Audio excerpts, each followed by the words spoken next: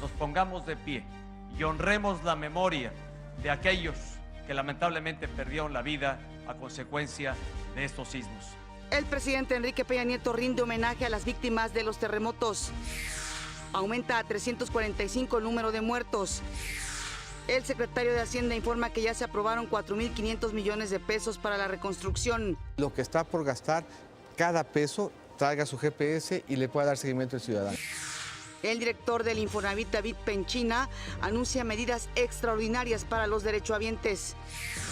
La delegada de Tlalpan, Claudia Sheinbaum, denuncia actos de corrupción en administraciones anteriores por el caso del colegio Repsamen. En 2010 se construye un cuarto nivel y en el expediente jurídico se ordena la demolición. No hay ninguna evidencia en los expedientes de que se haya subsanado el procedimiento. La SEP informó que ya son más de 2.000 escuelas que operan con normalidad. El jefe de gobierno de la Ciudad de México anuncia apoyos a negocios afectados por el sismo. Tenemos una estrategia de microcréditos para actividades productivas, de micro y pequeña y mediana empresa. Caos en los aeropuertos del mundo por un fallo informático.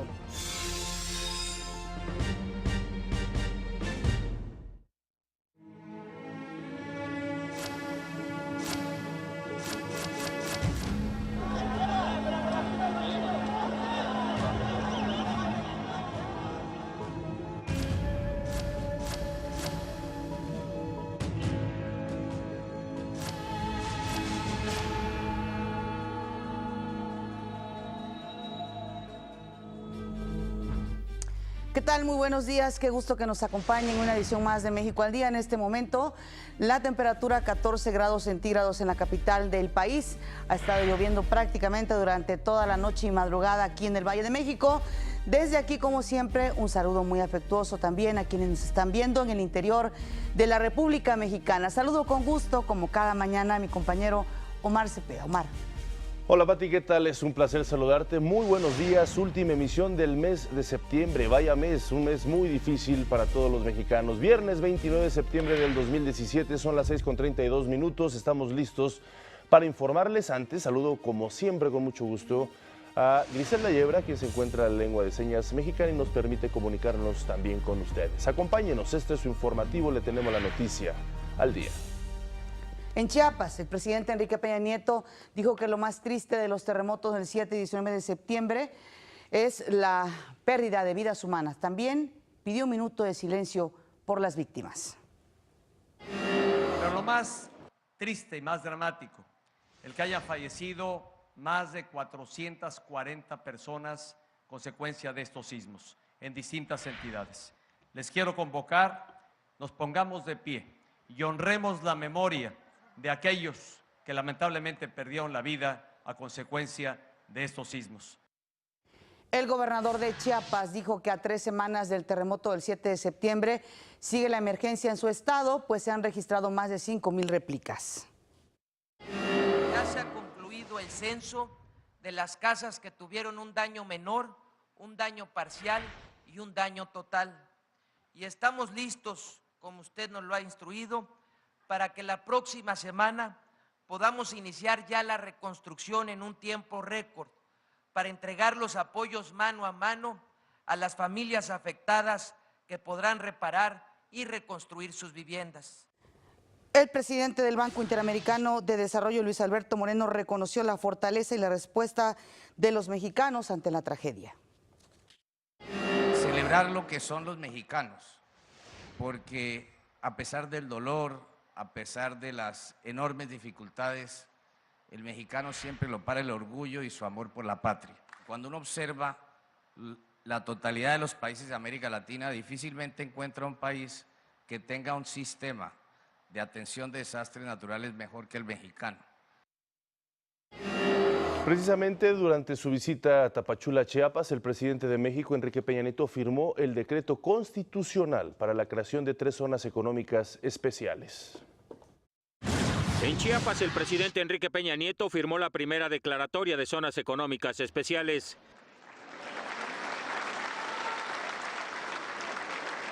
Se trata de 3 lugares en particular: Puerto Chiapas, Lázaro Cárdenas, Michoacán y Coatzacoalcos, Veracruz. El presidente confió en que estas 3 zonas brinden ahora la oportunidad de alcanzar desarrollo, prosperidad y bienestar. No vamos a permitir que la historia del sur-sureste siga marcada por la pobreza, la marginación y la desigualdad. Las zonas económicas especiales marcarán un antes y un después en las oportunidades de superación de las familias y de sus comunidades. El presidente Peña Nieto dijo que alrededor de 200 empresas han mostrado interés en estas nuevas zonas económicas y más de 50 se han comprometido a invertir. Hoy, en estas 3 zonas económicas especiales decretadas, se prevén inversiones a partir de los compromisos que hayan adquirido empresas y que han firmado y que han suscrito de por lo menos 5.300 millones de dólares y la generación de más de 12,000 empleos en los próximos 2 y 3 años. Uno de los empresarios invitados a la firma del decreto informó sus planes de inversión y con ello la creación de 800 empleos directos y 3,000 indirectos.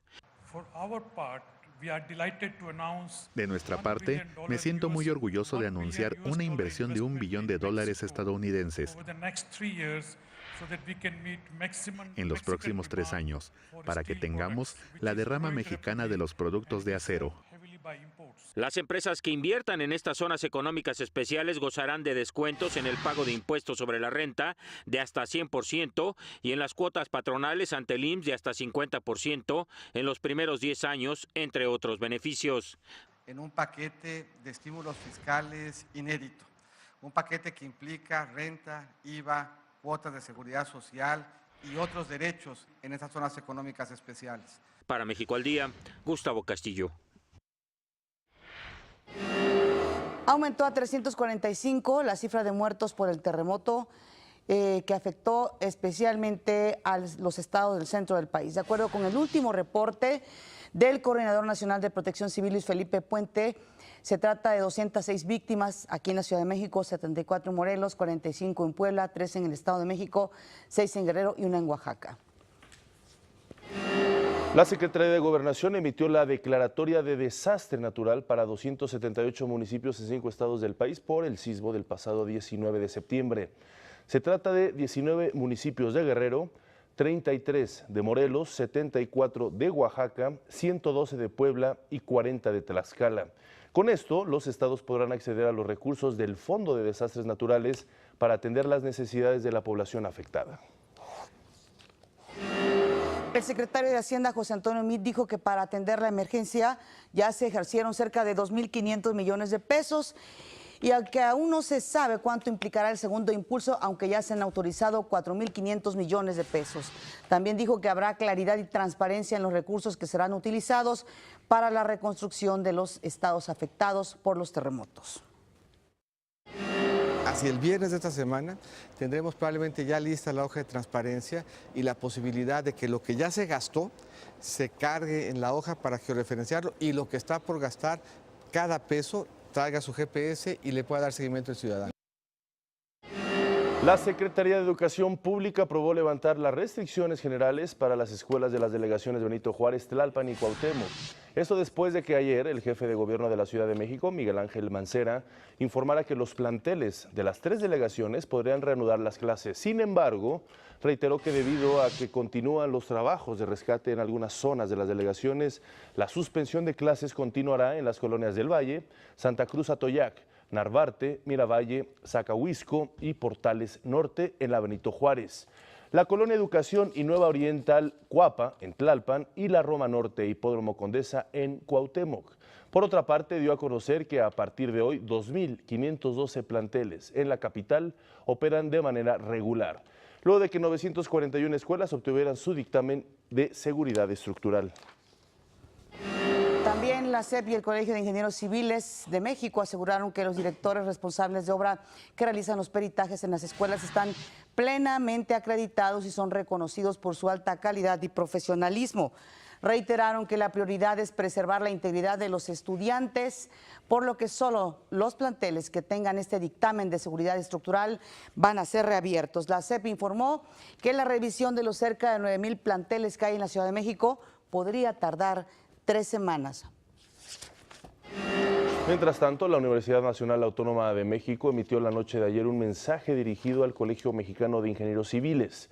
En este mensaje informó que todos los planteles de la UNAM fueron inspeccionados por ingenieros civiles estructuristas.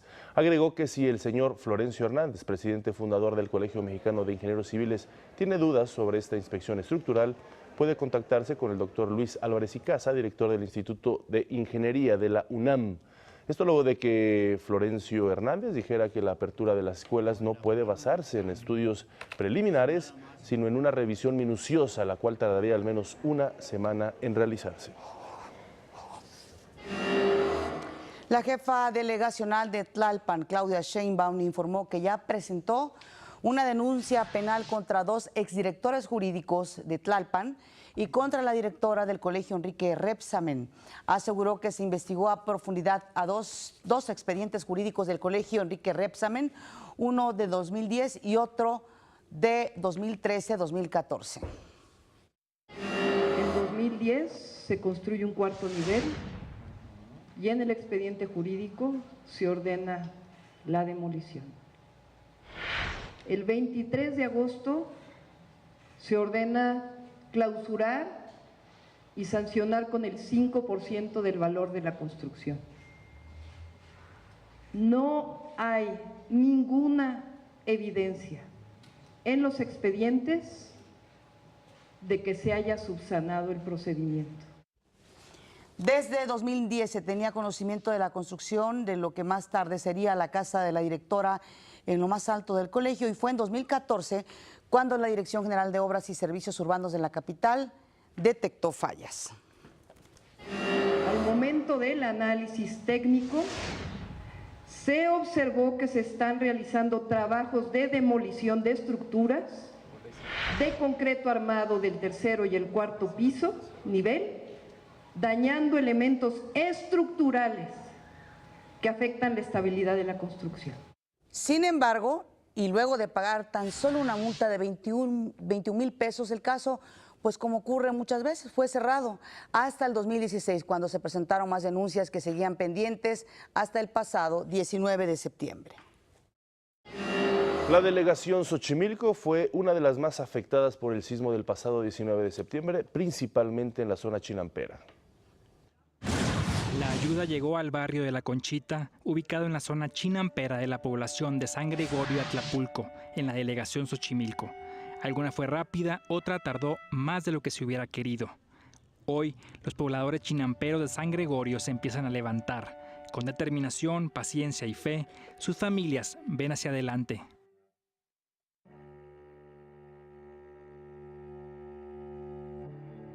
Gracias a Dios estamos bien todos, pues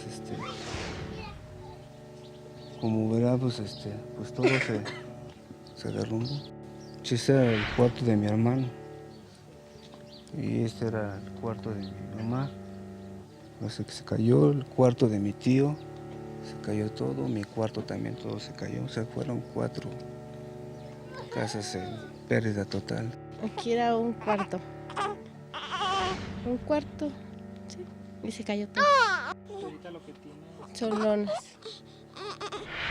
lonas que unas se las prestaron los vecinos y otras pues, son las que han regalado.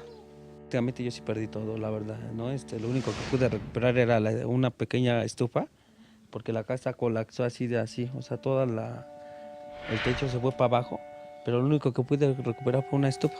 Agricultores, empleados y amas de casa tienen el tiempo contado para levantar sus casas y poder regresar a trabajar para llevarle sustento a sus hogares. ¿Qué sigue, Iván? Pues ahorita, pues echarle ganas, ¿no? Trabajar y pues para irnos para adelante. Ahorita por el momento pues también uno quiere ir a trabajar, ¿no? Pero pues también dejar a la familia, pues no se puede. pues, echarle ganas, levantar los cuartitos que se cayeron, trabajar. Los habitantes de San Gregorio están agradecidos. Sin embargo, empieza a bajar el nivel de atención y ellos aún no necesitan. Para México al Día, Omar Vera. El jefe de gobierno de la Ciudad de México, Miguel Ángel Mancera, anunció un plan para apoyar a los negocios de la capital durante este periodo de reconstrucción. Primero tenemos una estrategia de microcréditos para actividades productivas, de micro y pequeña y mediana empresa. A los microcréditos estaremos dando créditos para grupos solidarios de 2 a 5 personas hasta por 9,000 pesos. Tasa de interés anual 11%. Luego tenemos para la micro, pequeña y mediana empresa, esos créditos serán de 10,000 a 25,000. Tenemos una tasa de interés de 10%, un plazo de 15 meses. Digo que hasta los primeros 5 días posteriores al terremoto, la afectación económica se contabilizó en poco más de 34 millones de pesos y que ahora a 10 días la cifra podría haberse duplicado. Y en distintos puntos de la ciudad se abrieron albergues y campamentos para los damnificados que perdieron sus hogares o que aún no pueden regresar por los daños causados por el sismo. Hace más de una semana que un sismo de 7.1 grados dejó sumamente afectada a la Ciudad de México. Y es que al igual que hace 32 años, la tierra literalmente quebró a la capital del país. Desde entonces, miles de personas se han quedado sin hogar. Algunas vieron su casa venirse abajo. Otras contemplan sus edificios al borde del colapso. Debido a esto, algunos han encontrado asilo en diversos albergues. Yo estoy aquí, pues más que nada por la situación de que muchos días tuvimos falta de agua, falta de luz, y llegó un momento en que, ya por razones de mi historia previa, tuve que reconocer, ¿no?, que soy débil. Primero uno dice, yo soy Superman y yo voy a poder, y dije, no, sin luz, sin agua, sin nada, y no puedo reparar, no puedo hacer nada si no me voy a un lugar a recobrar fuerzas, ¿no? Fue como yo llegué y estoy aquí. En estos lugares se les proporciona a las personas un techo, 3 comidas al día, baños, atención médica e incluso áreas recreativas y actividades lúdicas para niños y personas mayores. Pero más allá de estos servicios, se han generado lazos, unión y solidaridad entre personas que han aprendido a convivir con su prójimo. Me siento a gusto y ya hice amistades con los señores, con todos. Pues luego agarro la guitarra y pues les echo unas canciones, ¿no? Así de cotorreo. Pero, ¿y qué hay de las personas que no se encuentran viviendo en albergues? Pues algunas de ellas han encontrado un lugar en casas de familiares y amigos. Pero otras han tenido que acampar afuera de su hogar que se mantiene en riesgo constante. Hemos estado, los primeros días sí, estuvimos velando aquí día y noche el edificio porque corría el riesgo de que se cayera en cualquier instante. Era lo que nos comentaba Protección Civil. Entonces, por parte de la delegación, el apoyo que dieron nos pusieron carpas, sillas, para estar aquí un poquito más cómodos. Pero nos hemos estado yendo pues a quedar a casa de amigos, de familiares, que nos hacen favor pues de brindarnos un espacio en su casa para poder pues descansar, aunque sea. Las autoridades aún continúan trabajando para darles una solución rápida y clara a todos los afectados. Con información de Rodrigo Muñoz, México al Día. El Infonavit puso en marcha una serie de medidas extraordinarias para derechohabientes afectados por los sismos. Situaciones extraordinarias como los sismos del 7 y 19 de septiembre requieren de medidas extraordinarias. Por ello, el Infonavit anunció un decálogo para apoyar a los derechohabientes que resultaron afectados por estos desastres naturales. Estas acciones que podrían representar una derrama económica de hasta 2,000 millones de pesos. Entre las medidas presentadas destacan los siguientes puntos. El instituto otorgará de manera inmediata un segundo crédito a derechohabientes que vivan en las zonas afectadas. Asimismo, apoyará en el pago de rentas, esto para aquellos acreditados con pérdida total de sus hogares. Se ha dispuesto que los acreditados puedan obtener un apoyo de entre hasta 3,000 pesos y hasta 5,000 pesos de acuerdo a la zona económica en la que se encuentre la afectación del derechohabiente. También concederá préstamos para la mejora o reparación de la vivienda y créditos puente. Que el Infonavit cubra el monto de la indemnización a los acreditados con pérdida total, en tanto paga el seguro de daños. El Infonavit apoyará adicionalmente hasta con 10,000 pesos para enseres domésticos. Como parte del decálogo, todo derechohabiente con pérdida total de su vivienda tendrá acceso a créditos de manera inmediata. Estas medidas tendrán una vigencia de 6 meses, con posibilidad de revisión de avances y resultados al término de dicho plazo. Creemos que es un plazo lo suficientemente holgado para que de manera casuística, es decir, caso por caso, cerrando el padrón de afectados en los próximos días, podamos darnos ese plazo para que el derechohabiente y la institución conjuguen las acciones que se requieran en cada caso. El Infonavit precisó que trabajará en coordinación con el resto de las dependencias para evitar que se dupliquen los apoyos, es decir, ningún afectado podrá acceder a más de un programa de ayuda. Para México al Día, Flor Hurtado. Por su parte, el secretario de Energía, Pedro Joaquín Codwell, destacó que ante los embates de la naturaleza, la solidaridad de instituciones, sociedad civil y gobierno mantienen a México en pie. Destacó el profesionalismo de los centros de investigación del sector energético para apoyar en la evaluación de los daños derivados de los sismos. El Instituto Mexicano del Petróleo ha organizado brigadas de apoyo con personal técnico para inspeccionar hospitales y hogares afectados. Asimismo, ha revisado la seguridad operativa de instalaciones en las zonas petroleras del país. Por otra parte, el Organismo Internacional de Energía Atómica, con sede en Viena, nos ha ofrecido donar equipo de rayos X a hospitales que los hayan perdido. Esto lo dijo durante la presentación de la primera convocatoria de la Ronda 3 de la reforma energética. Esta comprende 35 áreas contractuales de exploración y extracción en aguas someras del Golfo de México. Distribuidos en 3 cuencas marinas, que suman recursos por 1.988 millones de barriles de petróleo crudo equivalente y que abarcan una superficie de 26.265 kilómetros cuadrados. Las profundidades a las que se encuentran estas áreas son en su mayoría menores a 200 metros. El coordinador del PRI en la Cámara de Diputados, César Camacho, anunció que su bancada va a impulsar una iniciativa para prohibir expresamente que los diputados federales puedan disponer de recursos del presupuesto de egresos de la Federación.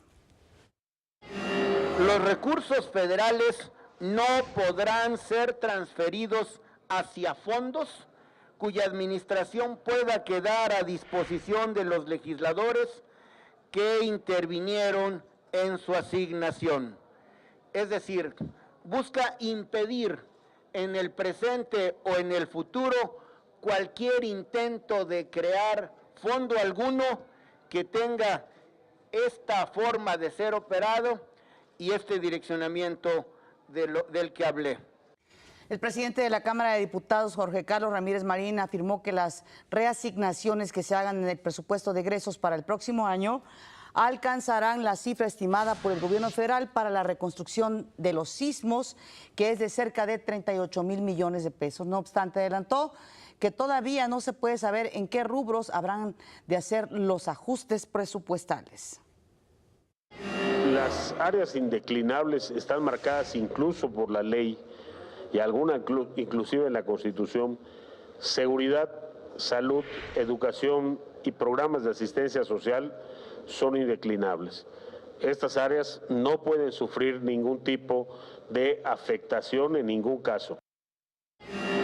Mientras tanto, el Senado de la República brindó un minuto de aplausos en agradecimiento a los países que enviaron ayuda a nuestro país para enfrentar la emergencia por los sismos. También fue para nuestros connacionales en el exterior, rescatistas nacionales, voluntarios y jóvenes que brindaron su apoyo inmediatamente.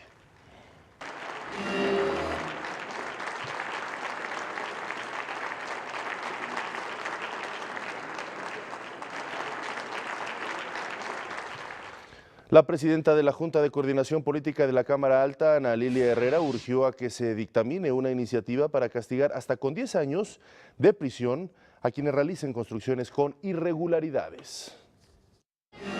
En el Poder Legislativo requerimos actuar con firmeza. Requerimos que la ley castigue la corrupción, pero también castigue la omisión. Acabar con el lastre de impunidad en esta materia que ha cobrado cientos de vidas.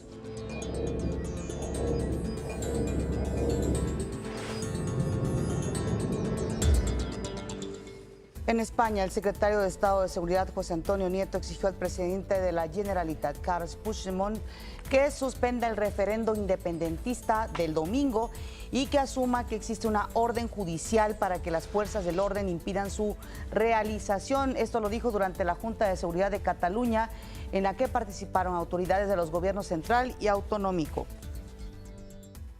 Lo que se pretende realizar el próximo domingo no es limitar la libertad de expresión, actuar con absoluta determinación a cumplir esos objetivos, que quiero decir una vez más: cumplir la ley, defender el Estado de Derecho y mantener la convivencia pacífica. Así es, los ojos del mundo están puestos este próximo domingo. Por supuesto, le tendremos aquí todo lo sucedido en esta jornada que aún se prevé incierta. Bueno, pues en respuesta, el presidente de la Generalitat de Cataluña, Carles Puigdemont, dijo que el máximo responsable de la seguridad en Cataluña es él. O sea, él, el presidente de Cataluña. Agregó que la responsabilidad final sobre lo que realicen los Mossos d'Esquadra este domingo es suya porque así lo reconoce el estatuto, y es que se temen, por supuesto, conatos de violencia. Ayer hubo una importante marcha y vemos imágenes de jóvenes que se volcaron a las calles, a las principales avenidas de Cataluña y de Barcelona para pues apoyar este referéndum. En este contexto, lo que les comentaba, miles de estudiantes ya se manifestaron a favor del referéndum independentista a celebrarse pues este domingo.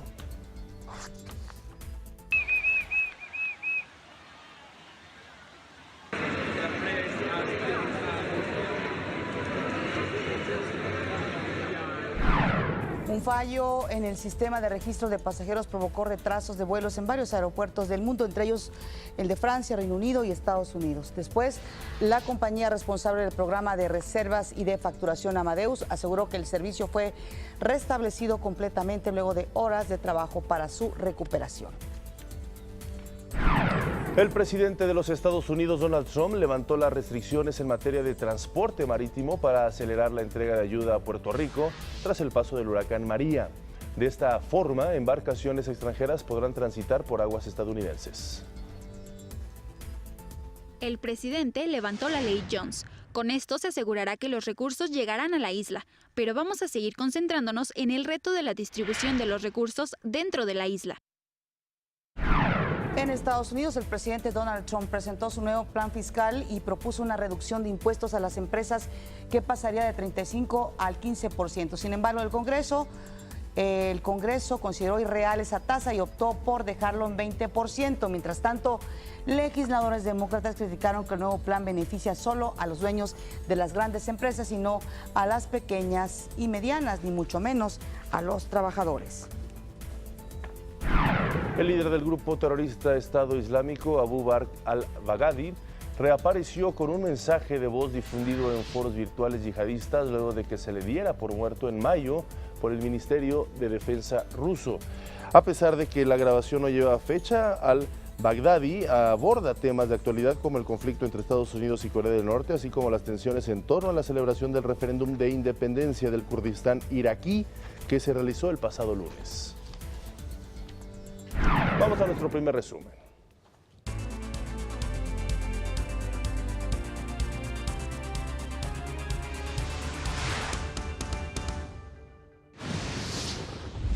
Marcarán un antes y un después en las oportunidades de superación de las familias y de sus comunidades. El presidente Enrique Peña Nieto firmó la primera declaratoria de zonas económicas especiales. Confió en que estas 3 zonas brinden ahora la oportunidad de alcanzar desarrollo, prosperidad y bienestar.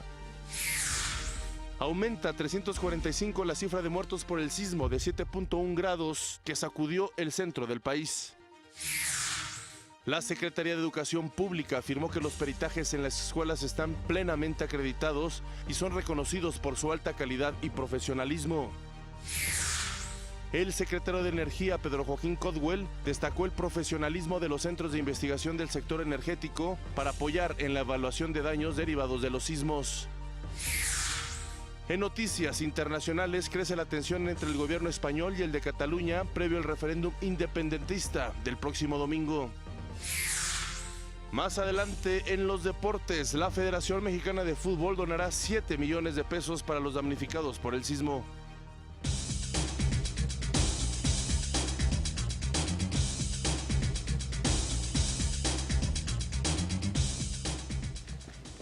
Como siempre, es un gusto que esté aquí en el estudio Enrique Sevilla. Él es investigador del Centro de Estudios Internacionales.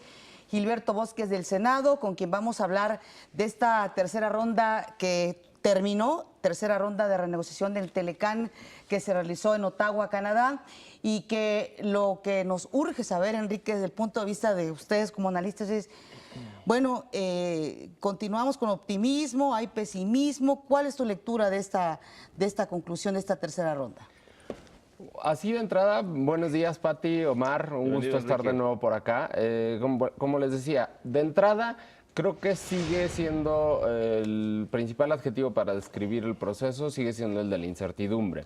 Terminando la segunda ronda de negociaciones, la que fue aquí en México, el secretario de Economía, Ildefonso Guajardo, anticipó que ya para esta tercera ronda, que fue en Canadá, ya estarían en posibilidad de entregar los primeros resultados. Y en efecto así fue. Anunciaron los tres ministros, la ministra de Exteriores Freeland, el embajador Robert Lighthizer y el propio secretario Guajardo, anunciaron en Canadá que ya concluyeron las negociaciones para el capítulo de pequeñas y medianas empresas. Es una disciplina nueva, el tema no estaba muy en boga en negociaciones comerciales cuando se negoció originalmente el tratado. Es un tema que sí se incluye en negociaciones comerciales más recientes, por ejemplo en las del Acuerdo Transpacífico, el TPP. Entonces, y a final de cuentas creo que es un tema donde no había mayores controversias. Creo que no había acuerdos en la idea de impulsar que las pequeñas y medianas empresas puedan gozar de los beneficios de un tratado comercial, que generalmente es tan complejo que solo las grandes empresas tienen la capacidad para atenderlo. Y que no se había contemplado a las pymes en el acuerdo, en el Tratado de Libre Comercio al principio, sí, que fue una queja, sobre todo de nuestro país, ¿no? Exactamente, y bueno, también muchas veces las pymes, o sea, digamos, ellas podrían acceder si así lo quisiesen, pero el problema es que técnicamente es tan complicado que las pequeñas y medianas empresas muchas veces no tienen la infraestructura para poder contratar a un abogado que realice los trámites para recibir el trato preferencial. Entonces termina este capítulo, anticipan que en el capítulo de competencia podrían cerrar el capítulo entre rondas, digamos, porque en las rondas, digamos, se reúnen a alto nivel los ministros y los equipos negociadores, pero de cualquier forma hay un trabajo permanente entre ronda y ronda, a distancia entre los equipos. Entonces anticiparon que podrían llegar a la siguiente ronda, que va a ser en Washington a partir del 11 de octubre, podrían llegar ya con un acuerdo en tema de competencia. Esos son los temas más avanzados.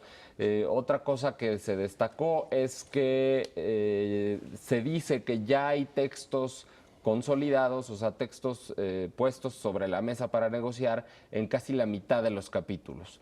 Esto no significa que ya estemos más cerca del acuerdo, pero bueno, ya tenemos texto, ya los tres saben qué es lo que quiere el otro, y entonces pues, se puede avanzar un poco más. Y por último, nada más destacar algunos otros de los temas en los que se dijo que hubo avances interesantes, fue en temas como comercio electrónico, empresas propiedad del Estado y facilitación del acceso a mercados, ¿no?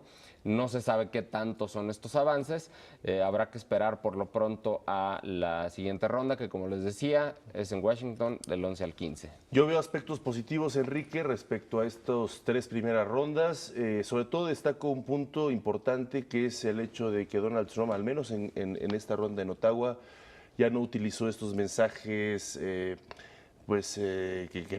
querían generar miedo, querían generar zozobra, querían generar incertidumbre. Él prácticamente dejó libre esta mesa de renegociación en Ottawa. Me parece es una señal positiva, como diciendo, sí tenemos que llegar finalmente a acuerdos que a todos nos favorecen, y esa fue un poquito la perspectiva y la visión que los negociadores ofrecieron. Ahora la pregunta, yo creo, es si para diciembre estaría lista. Resulta muy complicado. Ya hemos platicado varias veces sobre el tratado. De entrada, el calendario que se estableció, aún pensando en que hubiese muchas coincidencias entre los tres actores, pensar en una negociación comercial para una región que mueve tanto dinero en comercio, resolverla en 6 meses es algo sumamente complicado. Aparte, también ya habíamos platicado que no se trata solo de conseguir el acuerdo en las mesas de negociaciones trilaterales, sino que posteriormente vendría toda la lucha política en los 3 países, pero principalmente en Estados Unidos, para poder llevar el acuerdo al Congreso y que el Congreso lo apruebe en los términos que se termine de negociar. Hasta ahorita, los 3 países, los altos funcionarios de los 3 países, dicen que son optimistas y que, si bien solo tienen un capítulo cerrado, pues que conforme vayan avanzando las rondas, cada vez los acuerdos van a ser más amplios, y por lo tanto siguen confiando en que pueden cumplir con los calendarios pactados. Se puede terminar en diciembre, dicen, pero al mismo tiempo empiezan ya a abrir algunas ventanas. Se les pregunta, oye, ¿van a terminar? Y dicen, pues somos optimistas de que sí, pero si no, estamos dispuestos a prolongar las negociaciones hasta inicios del próximo año. Hace poco, el secretario de Comercio de Estados Unidos, Wilbur Ross, en una entrevista ya habló, creo por primera vez públicamente, sobre los potenciales problemas que habría si las negociaciones se traslapan con los tiempos electorales del año próximo. Entonces, lo mismo el secretario de Economía, que desde el inicio de la negociación ha dicho que él prefiere extenderse a sacar un acuerdo con prisas. Entonces, todavía no estamos en una posición para claramente señalar si se va a concluir o definitivamente no, pero creo que por los tiempos que exige una negociación comercial, sí debemos tener presente que es una posibilidad que definitivamente puede darse. Enrique, este retraso en la renegociación del Telecán, ¿a quién perjudica principalmente o a quién perjudicaría principalmente de los 3 socios? Bueno, creo que perjudica a los 3 de manera pareja, en tanto que la incertidumbre para los inversionistas, para los agentes económicos, pues es similar en tanto no haya una resolución del tema. Ahora bien, si pensamos que por alguna razón la negociación se llega a atrasar, se empieza a traslapar con las coyunturas electorales, además de las coyunturas electorales, el presidente de Estados Unidos necesita un permiso especial del Congreso para negociar tratados de libre comercio. Ahorita está negociando el gobierno del presidente Donald Trump con un permiso que le aprobaron a Obama hace 3 años. Ese permiso expira en julio próximo. El Congreso lo puede renovar, pero si llegamos a julio y todavía no hay conclusión de las negociaciones y el Congreso decide no renovar este permiso, pues ahí de pronto ya se nos acabó la renegociación y permanece vigente el tratado como lo conocemos. Claro. Entonces, quizás para algunos agentes económicos que están contentos con el tratado como está, el hecho de que se prolonguen las negociaciones traslapadas con el calendario electoral, que obviamente provocaría que se nos fueran atrasando cada vez más, porque ya sabemos que el comercio es un tema espinoso en términos electorales. Es posible que cuando hay campañas no se intente hablar mucho de TLC, incluso se intente posponer rondas si es que hay programadas. Eso por un lado. Y si el Congreso termina no renovando el permiso al presidente Trump para seguir negociando, pues creo que algunos actores económicos lo tomarían muy bien y se quedan con el tratado como lo conocemos y pues por lo pronto el tratado sigue vigente como se sigue desarrollando como tal. Mientras tanto esperemos cómo se van dando las condiciones. Por cierto, también a ver qué tanto impacta la visita de Justin Trudeau a México en octubre, que ayer nos lo confirmaba nuestro corresponsal allá en Canadá. No sabemos la fecha todavía, pero pues seguramente estará dependiendo de el inicio de esta cuarta ronda de renovación. Gracias por estar con nosotros, Gracias. Enrique Sevilla, esta Gracias a mañana. ustedes. Por supuesto, estaremos pronto otra vez para seguir platicando sobre estos temas. Gracias. Muchas gracias a ustedes. Buen día. Vamos a las breves del país.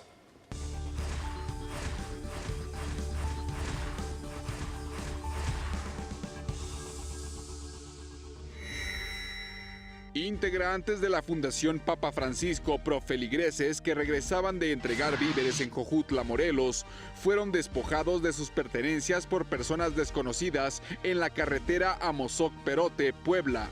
La Policía Federal informó que una de las víctimas presentaba heridas leves por rozón de arma de fuego y otros golpes.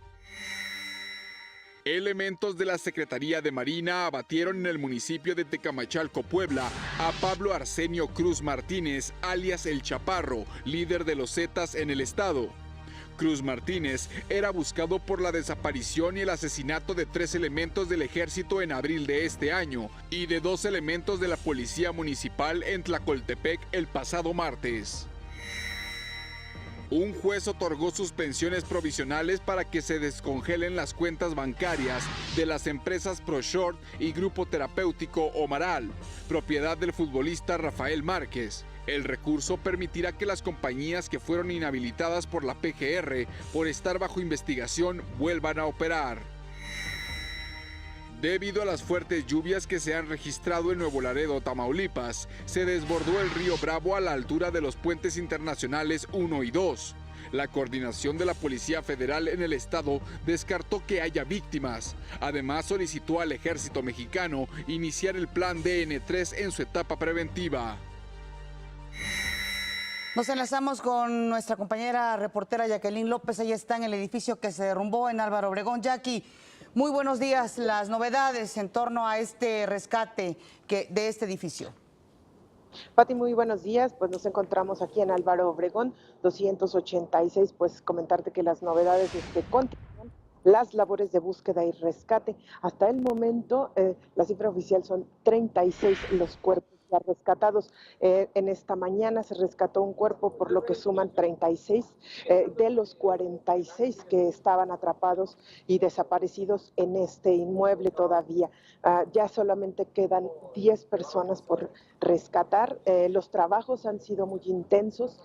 Los rescatistas son más de 240 los que siguen laborando día y noche para pues encontrar a estas personas. Comentarte también que han quitado ya una losa de un peso aproximado de 16 a 20 toneladas del quinto piso, que correspondía al quinto piso. La semana pasada en esta semana quitaron la losa que correspondía al sexto piso, quitaron el quinto, y esto ha facilitado de una manera pues extraordinaria los trabajos.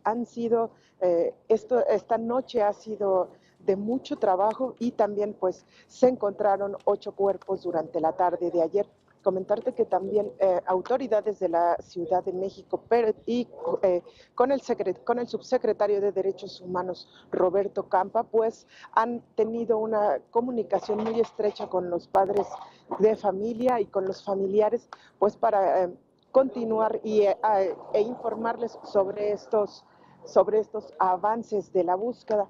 Comentarles que el subsecretario les informó a los familiares que pues los gastos funerarios correrán por parte del gobierno de la Ciudad de México. Escuchemos. La Asociación de Funerarias del Distrito Federal está trabajando con el gobierno de la ciudad.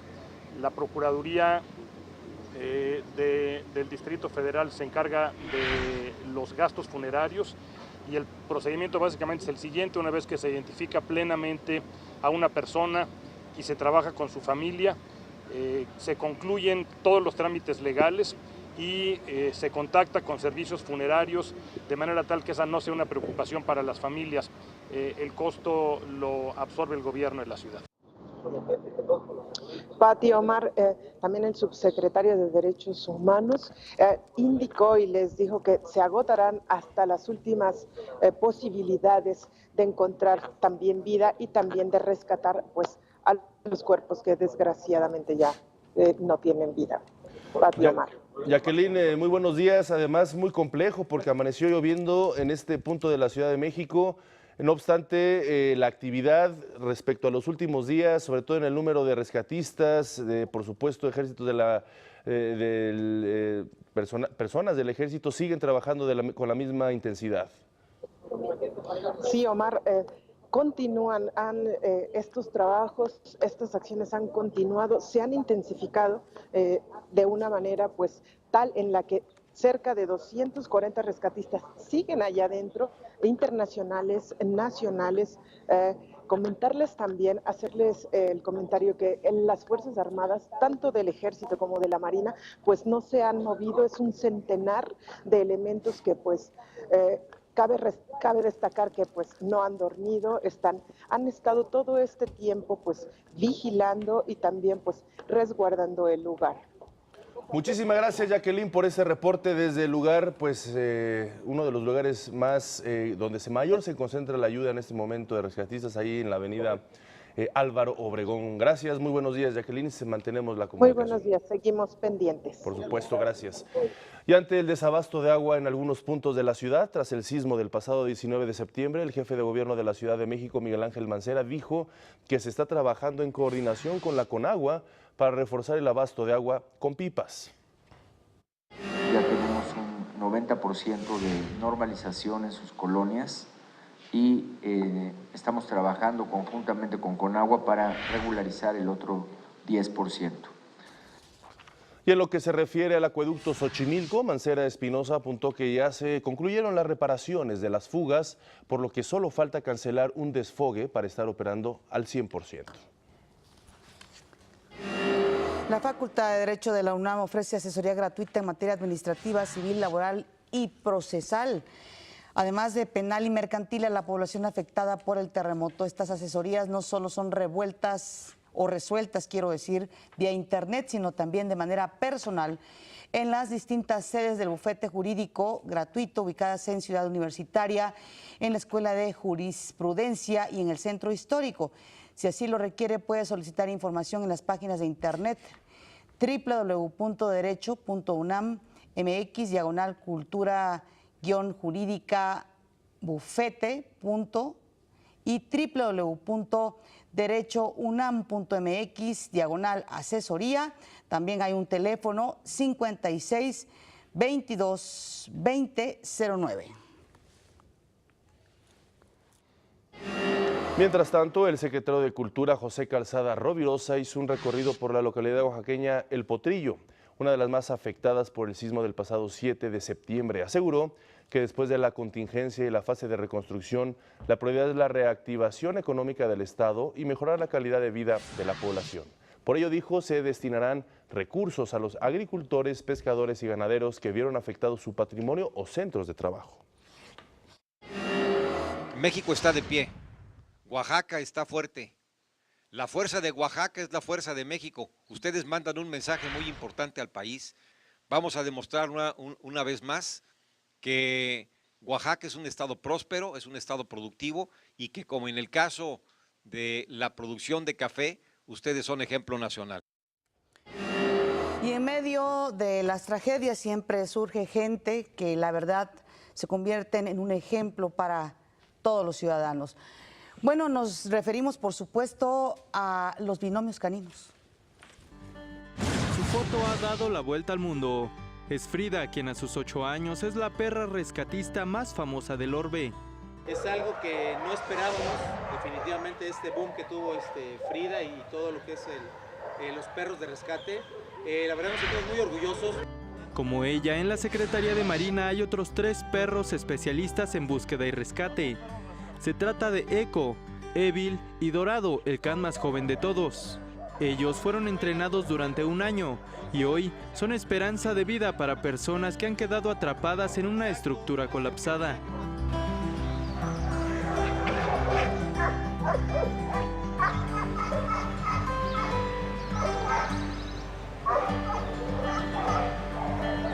Ella marcó el perro.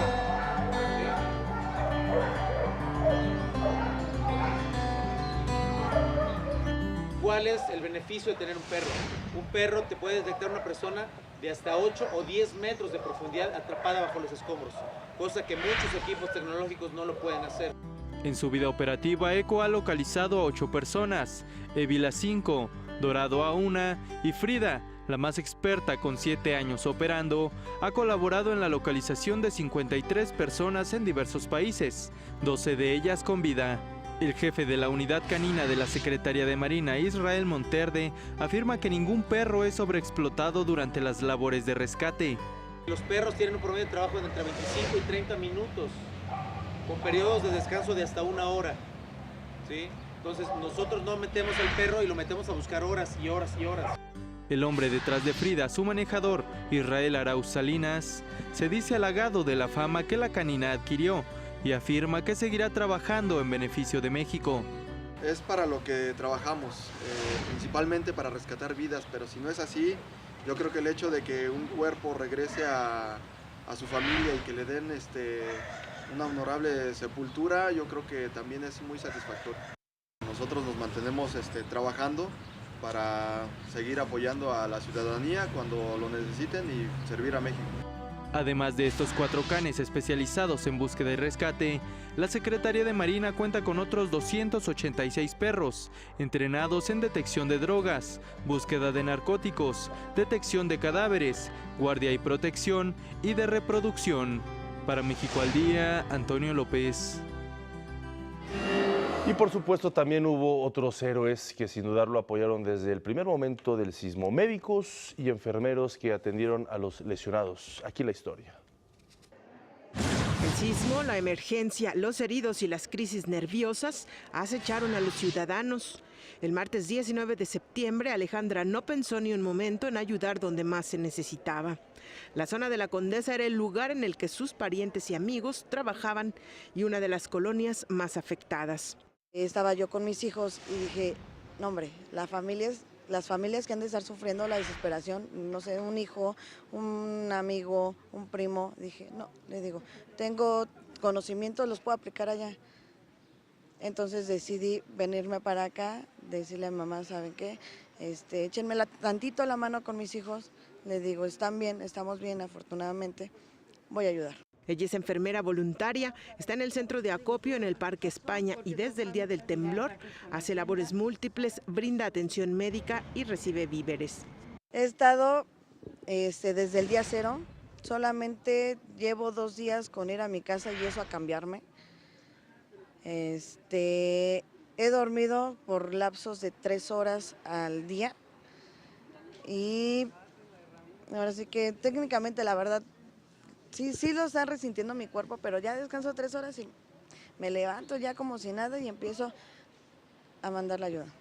Así como Alejandra, Edith, médico cirujano de profesión, decidió hacer una brigada de apoyo en la zona para ayudar a las personas rescatadas y a los voluntarios y así poner su granito de arena. En realidad aquí, así seas lo que seas profesionista, no profesionista, con el granito de arena que pueda uno poner desde todas las trincheras, vale oro. Y se siente, bueno, el escuchar la necesidad, el ver la necesidad, el ver la pérdida enorme que puede tener un ser humano. Hasta ahora las brigadas, tanto voluntarias como de la Secretaría de Salud, son cerca de 3,000. Han visitado 38 albergues para damnificados y grupos de rescate, otorgando 43,802 atenciones médicas, de las cuales 12,520 son de apoyo emocional y psicológico. Para México al Día, Jacqueline López Zárate. Es viernes de En Corto, en punto a las 8:30 de la noche. Le invito a que vea usted esta conversación que tuvo mi compañera Ana Cristina Olvera con la física Ana María Cheto. Aquí un adelanto de esta conversación. Yo recuerdo que mi primera reacción fue, es más fácil recibir en 2 ocasiones, bueno, ser partícipe pues en 2 ocasiones de un premio Nobel de la Paz para eliminar las armas nucleares, que avanzar en el terreno de la eliminación de las armas nucleares, ¿no? Uno como científico no puede aislarse del mundo y de los problemas del mundo. Y si uno ha tenido el privilegio de aprender, entender mejor las cosas, pues eso lo tiene uno que aplicar en todos los ámbitos de la vida y en particular en aquellos donde uno como científico tiene una formación que le permite entender mejor cómo funciona, por ejemplo, cómo funcionan las armas, ¿no? Cómo hacer para que la tecnología se desarrolle por el lado benéfico, constructivo y no por el lado destructivo, etc. A partir de allí sí se me invitó a responsabilizarme del proyecto para el Museo de la Luz, porque había yo escrito el libro sobre la luz, entonces como que era lo natural. Y esa fue una experiencia fantástica. Ahí reuní a un grupo de investigadores también, de científicos que conocen la luz desde diferentes perspectivas, ¿verdad?, que han trabajado con ella, astrónomos, químicos, físicos, etcétera. Un grupo pequeño pero muy interdisciplinario y multidisciplinario y también interdisciplinario. Y entre todos armamos el proyecto. El Museo de la Luz se inauguró hace casi ya 21 años. Casualmente los colegas de la UNESCO, con los que ya llevaba yo muchos años de cooperar de una manera u otra en diferentes ámbitos, se enteraron que estaba yo renovando el Museo de la Luz, ¿verdad?, porque es lo que estamos en proceso de renovación, y me pidieron entonces que les ayudara a promover el Año Internacional de la Luz, que se llevó a cabo finalmente en 2015. Y tanto éxito tuvo que, pues a raíz del Año Internacional de la Luz, decidimos, pues tiene que haber un día al año dedicado a la luz, para seguir con este entusiasmo.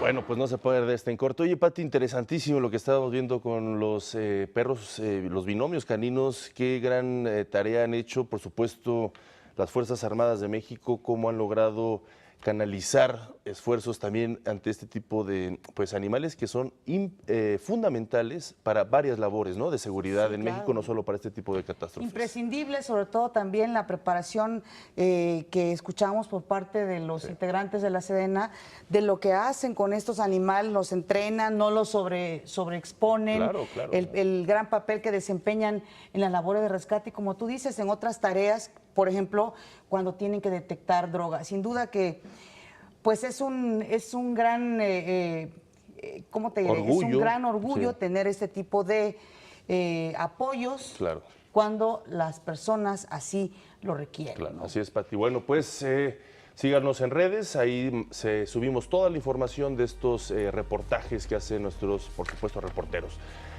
Vamos a nuestro resumen.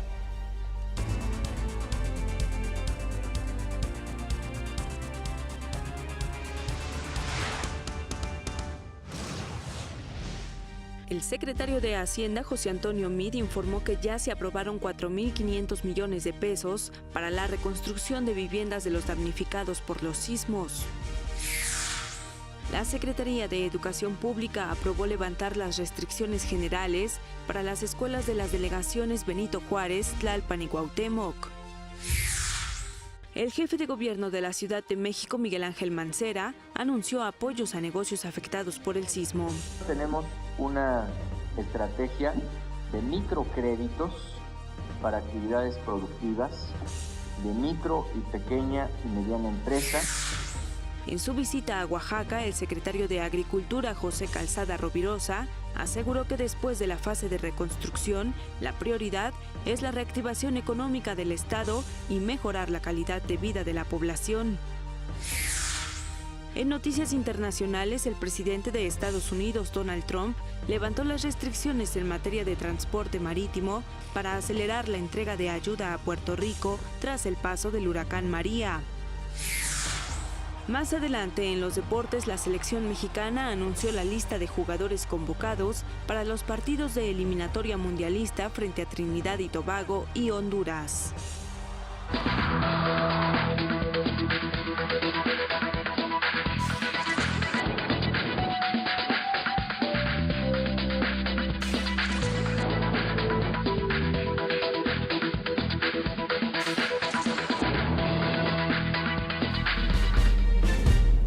En en unos momentos más vamos a tener entrevistas con la gente involucrada en lo que tiene que ver con la reactivación económica tras los terremotos. ¿Por qué? Porque ya escuchamos, leímos, vimos la dimensión de lo que significa esta reconstrucción. Son miles de millones de pesos los que se necesitan y por eso diversos sectores están en este momento ya involucrándose para realizar esta tarea. Entonces vamos a tratar de tener estas entrevistas con gente que está involucrada precisamente en reactivar las zonas que fueron afectadas por los terremotos. Exactamente, aunque ya vimos ahí a nuestra compañera Jacqueline López Zárate en uno de los lugares pues donde se derrumbó un edificio y causó muchas personas muertas, aún hay cuerpos ahí, pero también es importante visualizar la siguiente etapa, que es la etapa de reconstrucción, que es la etapa donde debe de haber una orientación por parte de los tres niveles de gobierno para poder ir reforzar la estrategia de que las familias que perdieron sus hogares en primer lugar inmediatamente tengan esa certeza de vivienda, y por supuesto también los empresarios, tanto las pymes como las grandes empresas. En fin, este esfuerzo que se está haciendo desde los empresarios, por supuesto el presidente de la República y su equipo, por supuesto los gobernadores, los presidentes municipales, las delegaciones, la Ciudad de México, en fin, este evento que anteayer se dio en Palacio Nacional, donde proyectaron los lineamientos de acción para la reconstrucción tras estos sismos y también incluso los huracanes que azotaron hace poco. Así es que es la gran etapa, el gran reto que tienen todos los sectores, no solamente el gobierno federal, todos los sectores, que es hacer que este país siga caminando como lo ha hecho a pesar de estas tragedias. Exactamente, Pati. Y tenemos en la línea telefónica a Juan Pablo Castañón, él es presidente del Consejo Coordinador Empresarial, con quien hablaremos precisamente del fideicomiso que ha creado la iniciativa privada para ayudar a los damnificados del sismo. Muy buenos días, gracias por estar con nosotros, presidente. Hola, pues muy buenos días. Muy importante esta nueva etapa de reconstrucción y muy importante los esfuerzos coordinados entre el sector empresarial junto con el gobierno. Por favor, delínenos cuáles son estas estrategias. Bueno, la verdad es que tenemos que atender dos cosas. Una, seguir atendiendo a los desplazados, a los damnificados, como lo hemos venido haciendo los últimos 8 días, para que puedan atender sus necesidades más básicas, una vez que se quedaron sin casa, que no tienen escuela sus hijos. Y ahí tendremos que seguir trabajando porque hay que atender a los albergues. Y por el otro lado, tenemos que trabajar en la reconstrucción. Y para la reconstrucción, evidentemente los recursos son muchos. Y lo que hemos determinado en la iniciativa privada es coordinarnos para que todos los esfuerzos de la iniciativa privada puedan llegar a alcanzar lo más posible en reconstrucción de escuelas, en reedificación de vivienda, incluso en algunos municipios en donde tengamos que también participar en ayudar a la reedificación de monumentos históricos. Para eso hemos hecho un fideicomiso, el Fideicomiso Fuerza México, que se complementará con las iniciativas de fundaciones privadas, que de tal forma de que podamos tener una bolsa de recursos y que podamos entonces entrar en algunos municipios y estar buscando la reedificación de lo que se cayó. Y ese esfuerzo lo haremos con todas las cámaras empresariales y organismos empresariales que pertenecen al Consejo Coordinador Empresarial, con fundaciones privadas y con personas físicas, con personas y empresas independientes. Y lo haremos en los próximos meses, porque esto no será muy rápido, tendrá que tomarse meses, y esperemos que solo sean meses. Pero tenemos que hacer nuestro mejor esfuerzo y todos unidos para lograrlo. Juan Pablo Castañón, muy buenos días. Muy buenos días. El presidente habló de un costo que llevaría a esta reconstrucción de más de 37 mil millones de pesos. Por eso diversos sectores, entre ellos, por supuesto, ustedes como empresarios, tienen un papel muy importante para poder reconstruir estas zonas afectadas por los terremotos. Mi pregunta es, Juan Pablo Castañón, usted habló de que esto va a llevar cierto tiempo. ¿Cuál sería el tiempo estimado para poder reconstruir estas zonas afectadas, pero sobre todo, cuánto tiempo para reactivar la situación económica en estas zonas que fueron devastadas por los terremotos? Esa es una muy buena pregunta, porque la gente quisiera saberlo. Lo más rápido que podamos es lo mejor, porque no solamente se trata de restituir, de ayudar a restituir la vivienda de las personas que se les cayó la vivienda, y tampoco volverles a poner una escuela o ayudar a que tengan una escuela junto con los padres de familia y las instituciones de gobierno, sino la reactivación económica en las distintas regiones. Muchas de las afectaciones son en pequeñas regiones, en pequeñas poblaciones, en regiones que son microempresas las que mueven, las que tienen el movimiento económico. Hay municipios o hay pequeñas comunidades de 500 casas donde 300 son las que se cayeron. Todas esas comunidades tienen que reactivarse rápidamente y la acción del sector privado será que junto con mecanismos del sector público, de banca de desarrollo, incluso de banca internacional, podamos tener iniciativas para la reactivación económica de esas pequeñas regiones. Es un punto que nos debe preocupar a todos, porque en la medida que se reactive económicamente algunas regiones, en la medida que incluso ellos mismos pueden reedificar o pueden coadyuvar a reedificar sus propias viviendas, pero tienen que tener actividad económica, y en eso estamos trabajando con la Secretaría de Hacienda y con la Secretaría de Economía. Es importante canalizar mecanismos financieros accesibles para que se puedan reactivar las microempresas en esas regiones y reorientar algunas actividades económicas, porque por ejemplo en algunas de ellas tendrán una alta utilización de pequeñas parcelas en el campo. Tenemos que aprovechar la oportunidad y la inercia para hacerles llegar mayor tecnología y poder tener agrupación de pequeños productores para que puedan tener acceso a tecnologías y ser más productivos, para que no solo sea autoconsumo, sino tenga la oportunidad de que ellos salgan adelante económicamente y así con ellos su propia región, al contribuir ellos en su región.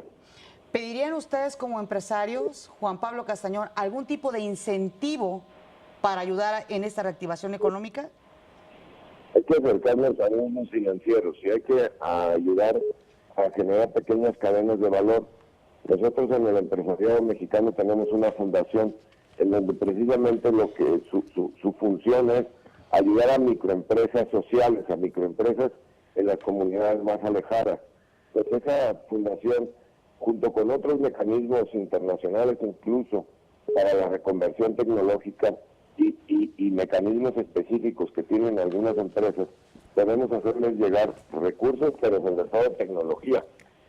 Y en eso vamos a acompañar en la reactivación económica de estas pequeñísimas comunidades que están en Chiapas, en Oaxaca, en Morelos, en donde y también en el Estado de México, en donde la devastación fue grande y tenemos que entrarle integralmente para ayudarles también a la recuperación económica y al reencauzamiento económico sobre todo. Esto de alguna otra forma también tiene mucho que ver con lo que ayer se anunció de las zonas especiales en el sureste, ¿no? Finalmente se van a cazar estas estrategias para poder resarcir y levantar esta zona tanto afectada, pero también en otros rubros.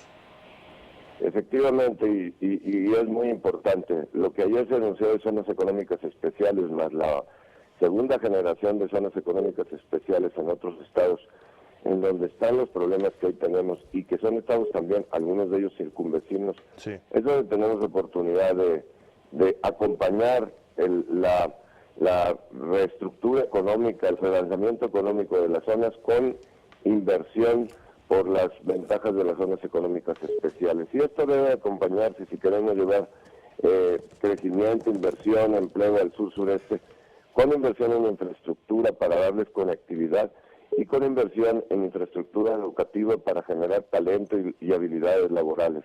Este será un gran esfuerzo que sin duda ayudará también a la recuperación económica de las regiones que han sido afectadas por el sismo.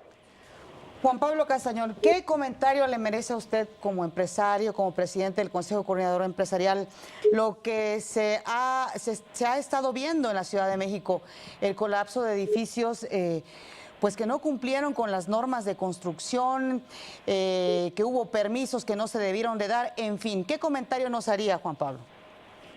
Pues que tiene que haber consecuencias, tiene que cumplirse la ley, tanto para la constructora que tenga esa responsabilidad como para los funcionarios públicos o las instituciones que otorgaron los permisos. Esto no puede ser solo una coyuntura política, porque ha sido mucho más.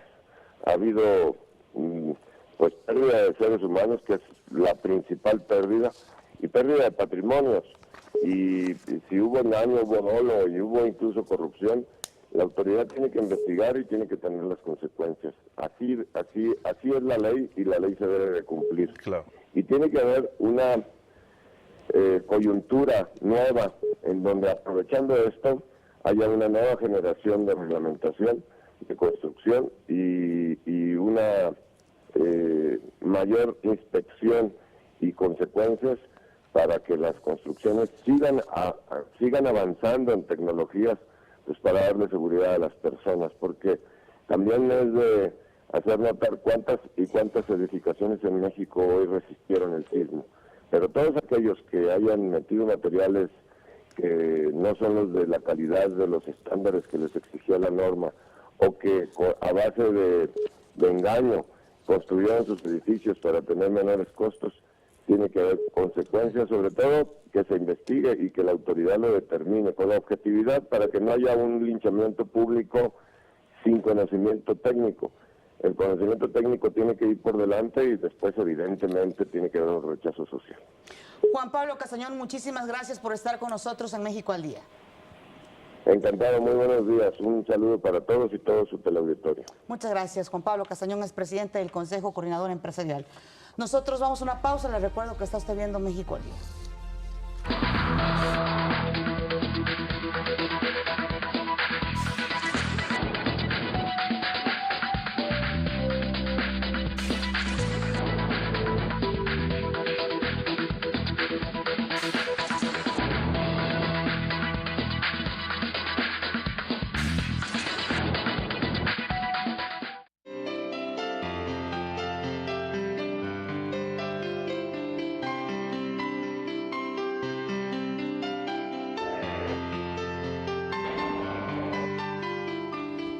Llegó el viernes y después del anterior lo extrañamos mucho porque no asistió, por supuesto, porque toda la información que se concentró en los sucesos del sismo, pero Javier Aranda siempre trae temas muy oportunos, y hoy va a hablar precisamente de una novela, de una obra más bien, de una obra, de un ensayo. Tú nos dirás bien cómo está confeccionado, de Elena Poniatowska, precisamente en este contexto. Javier Aranda, bienvenido, gracias por estar con nosotros. Hola Omar, gracias por invitarme, gracias Pati. Hola Daniel. ¿Cómo estás? Tú, nadie merece invitación cuando es su casa de alguien, cuando es la casa de alguien. O sea que bueno, pues muchas gracias. Bueno, ahora les quiero proponer releer un libro que se convirtió en un clásico, que es Nada, Nadie, las voces del temblor, de Elena Poniatowska. Es un libro hecho o armado también con muchas voces, similar un poco a lo que hizo con La Noche de Tlatelolco, que es un coro de voces que nos cuentan una historia. Aquí también es un coro de voces que Elena Poniatowska les da forma, les da contexto, y ella también participa, y es una voz más, porque recuerden que durante esos días terribles ella estuvo, como lo que es también una reportera, en la calle, libreta en mano, grabadora en mano o al hombro, levantando testimonios de todo lo que había sido y cómo estaban pasando las cosas. Y esta lectura a mí me parece pertinente porque realmente sí veo un cambio, un salto muy importante en los años, en el 85, de cómo enfrentamos el temblor en los distintos niveles y cómo lo estamos enfrentando ahora. A mí me ha sorprendido mucho que hayamos pasado de la estigmatización, por ejemplo, de un grupo social, los famosos ninis, los que ni estudian ni trabajan, los millennials que no ven el futuro, etc. Yo vi varias primeras planas de periódicos criticándolos duramente, y ahora pues nos están demostrando que el mundo virtual en el que ellos transitan, los jóvenes, estos jóvenes que siempre tienen su teléfono en la mano, una tableta, o están conectados a la computadora, están de otra manera conectados con la realidad. Tienen los pies en la misma tierra que nosotros, tienen más rapidez para actuar, y nos dieron un ejemplo de cómo se puede hacer para reconstruir una sociedad lastimada, una ciudad rota, cómo levantarla, cómo rescatar a partir de las herramientas que ellos tienen, es decir, a partir de su cultura tecnológica. Me sorprendió mucho porque, lejos del discurso autoritario que vimos, por ejemplo, en el 85, donde el presidente de México decía, no necesitamos ayuda, somos autosuficientes, que eso fue el horror. Claro. Ahora Por ejemplo, las autoridades de todos los niveles, con todos los errores o fallas que podamos ver, que están corrigiendo también todos los días, fue, digamos, de otra manera. Fueron a las calles, atendieron a las personas. Entonces vemos que ahí también hay un cambio. Pero para mí el mayor cambio lo dieron los jóvenes. La construcción de ellos en esto fue absolutamente horizontal. Acuérdense que las redes tienen esa estructura precisamente. Nos conectamos entre nosotros mismos y me sorprendió mucho verme incluido en varios grupos de WhatsApp, es decir, no eran redes sociales públicas, en donde de repente pues te empezaron a llegar mensajes muy concretos: se necesitan gases en tal lado, ya no traigan agua a tal otro. Era una construcción horizontal, en donde no es que hicieran a un lado la autoridad, simplemente era de ciudadano a ciudadano, que se estaban coordinando, y todos ellos eran muy jóvenes, para ver cómo participaban en el rescate, en la ayuda, y lo siguen haciendo, ¿no? Javier, ¿sabes a quién más reivindicó esta situación? A la milicia. Porque También, últimamente por había supuesto. sido muy estigmatizada también, había sido duramente atacada, y la milicia ha estado a más no poder en esta situación de apoyo. Como bien lo dices, a mí me tocó ir a apoyar esta situación y ves a los jóvenes que, bueno, fue la sociedad civil más la milicia las que fuimos sacando adelante, ¿no? Por estos jovencitos, como tú dices, y pues eso, ¿no? Poner la palomita a los militares, a la marina. Estoy totalmente de acuerdo. Incluso teníamos una mala experiencia con los militares, según los testimonios de Poniatowski, de algunos de los familiares que tuvimos, en donde por órdenes superiores les dijeron que acordonaran, que nadie participara en los rescates, y ahora es otra la dinámica que tuvieron. Ellos estuvieron en el frente, digamos, coordinando, tienen más experiencia que cualquier rescatista, por más buena voluntad que tenga, y estuvieron de una manera, digamos, constante, y lo siguen haciendo. Eso a mí me parece otro salto importante, en donde las Fuerzas Armadas y la sociedad civil se coordinan para sacar lo necesario y construir o reconstruir esta ciudad. Yo creo que hay muchas lecciones que hemos aprendido, esta es una de ellas, y lo que yo supongo que deben entender los políticos de todas las, ahora sí que de todos los partidos y a todos los niveles, es que esta construcción democrática no va a ser efímera. Es la forma en que ya los jóvenes tienen de comunicarse y participar. Todo un suceso, sin duda, ¿no? Lamentablemente se murieron más de 300 personas, pero este temblor, como tú dices, Javier, tiene muchos ángulos que deben de analizarse, ¿no? La respuesta, sin duda, muy diferente por parte de las autoridades federales. No había teléfono. Exactamente. En el 85. Muchos ángulos, Javier Aranda. Mira, vamos a enlazarnos en este momento con Salomón Chertorivsky, él es secretario de Desarrollo Económico de la Ciudad de México, porque ayer el jefe de gobierno anunció un programa emergente para apoyar a las personas que pues se vieron afectadas en sus negocios. Salomón, gracias por estar con nosotros. Muy buenos días. Al contrario, Pati, te saludo con el gusto de siempre, a ti, a tu auditorio. Saludos, Omar. Saludos, Salomón. Buenos días. Platícanos, secretario, ¿en qué consiste este programa? Pues mira, en efecto, Pati, pues por un lado, qué duda cabe que tenemos pues mucho dolor, mucha tristeza, pero que la ciudad tiene que encontrar sus cauces de normalidad, y uno de ellos es que necesitamos recuperar la actividad económica también en las zonas que se vieron afectadas. Por ello, el jefe de gobierno de la Ciudad de México el día de ayer presenta un primer diagnóstico de la afectación económica en estas zonas y el primer programa para apoyar a los negocios, que consiste sobre todo en mecanismos crediticios, mecanismos financieros para que los pequeñitos negocios, pero también las medianas y más grandes empresas, puedan activar su economía lo más rápido posible, Pati. Una de las principales preocupaciones, observaciones que está haciendo la ciudadanía ante estos sucesos inesperados, complejos, difíciles de asumir y sobre todo pues irse reponiendo es la transparencia de estos recursos, bajo qué mecanismos, bajo qué instituciones se va a ir bajando este recurso, pero que se haga además de manera expedita, que se haga de manera coordinada y por supuesto que se haga de manera transparente y que llegue a las personas que más lo necesiten. Sí, mira, Omar, lo primero es los financiamientos para los negocios pequeñitos que van de 9,000 a 25,000 pesos con diferentes características según el negocio, según los flujos del propio negocio, en fin. se otorgarán en menos de semana y media a partir del día que el solicitante llega, que se hace la visita física para ver los daños del negocio, las necesidades del negocio. Los mecanismos de financiamiento que van ya de los 25,000 pesos hasta los 3 millones de pesos para negocios medianos, Omar, estos se hace todo el proceso con nosotros, con el gobierno de la Ciudad de México a través de la Secretaría de Desarrollo Económico, se trabaja con Nacional Financiera y a partir de ello es el propio banco, los bancos privados los que dan el financiamiento y el gobierno nada más se queda con la responsabilidad de la garantía para el banco. Entonces, te diría, estos mecanismos son absolutamente transparentes, como debe de ser, Omar. Claro. Salomón, desafortunadamente tenemos poco tiempo, pero algo que es muy importante, la gente que está afectada, ¿cómo le tienen que hacer? Es decir, de manera muy breve, el mecanismo en el que tienen que tomar en cuenta para que puedan recibir estos apoyos, es decir, el teléfono, quién los recibe, dónde los reciben. Sí,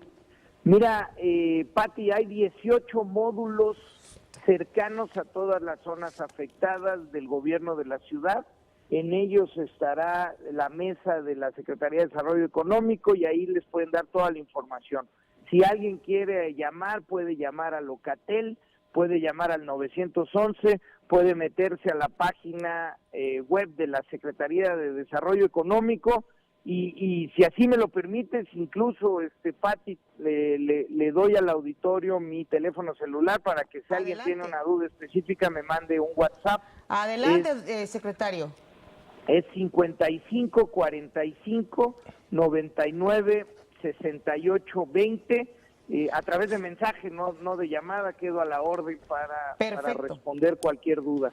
Perfecto. ¿Tienen que llevar algún documento? En principio no, Pati, en principio que se acerquen, que sepan lo que se requiere, se visitará el negocio y entonces se llenará todo el procedimiento natural, pero es expedito, como decía Omar, es fácil, es ágil, no se piden garantías, no se piden avales, es realmente para de forma muy rápida reactivar la economía de los negocios afectados por el sismo.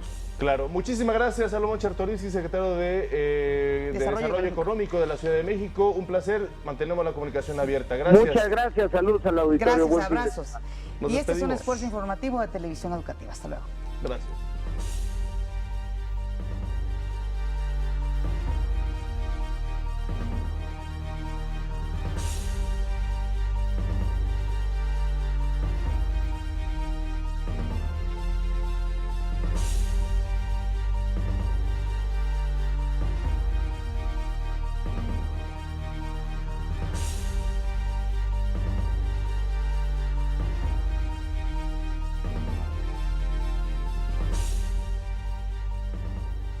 Esto es México al Día.